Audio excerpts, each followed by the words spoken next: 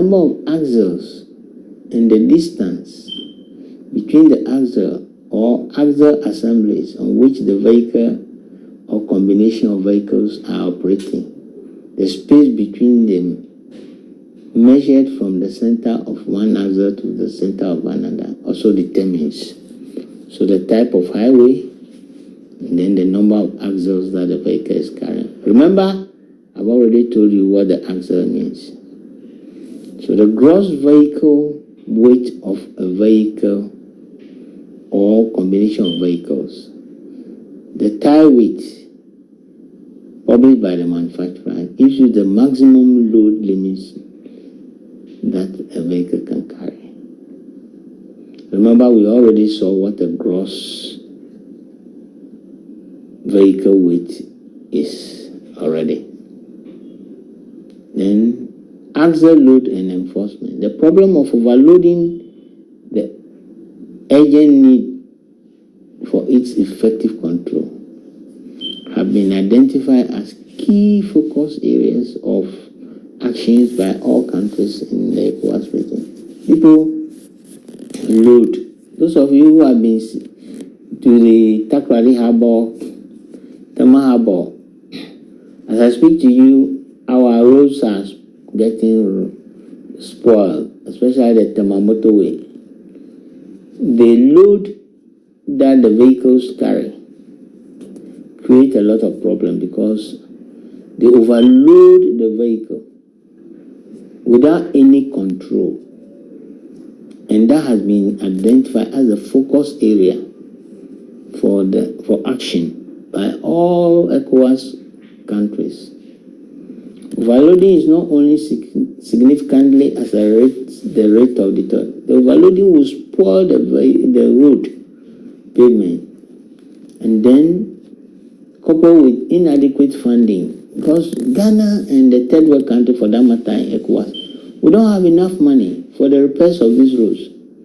Yes, the one we go to borrow money and we build the roads, we overload the vehicles. Some people even go to build more axles under the vehicles in order to carry more. And the weight of that destroys the road, and we don't even have money to repair them. So the road condition continues to deteriorate significantly. Poor road condition and high transport costs, typical of the order of 4 to 5 times that prevalent what happens in the developed countries. The developed countries, you don't see any of their roads, and they're going there because they check the weight, they check your axle, you check everything. But when we import the vehicle so that it will come and carry whatever it has to carry here, we come to add more axle so that it can carry more. Once you add more axle, you are adding more weight, and then you are adding more load, and that would impact negatively on the road itself. So that is very, very, very important. So the magnitude of the high avoidable cost due to overloading underscores the importance of dealing effectively with this problem.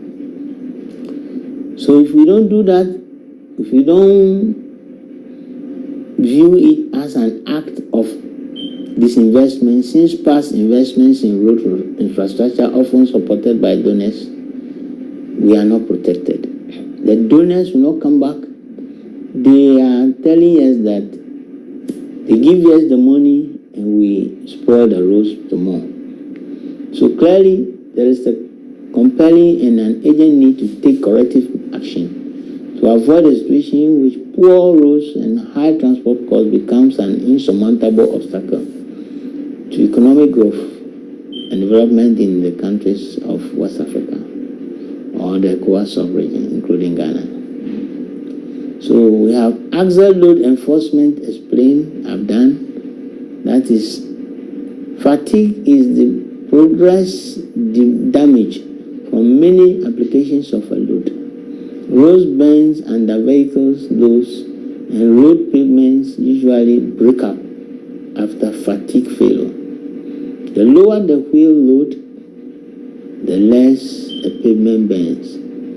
and consequently, the longer it lasts. What here means is that, in short, if the load which is put on the vehicle is not too much, is not overweighing, then it can be carried by the road which is built for it. And at the end of the day, the road will last. It will not have problem with repairs, and there will be a long-lasting lifespan.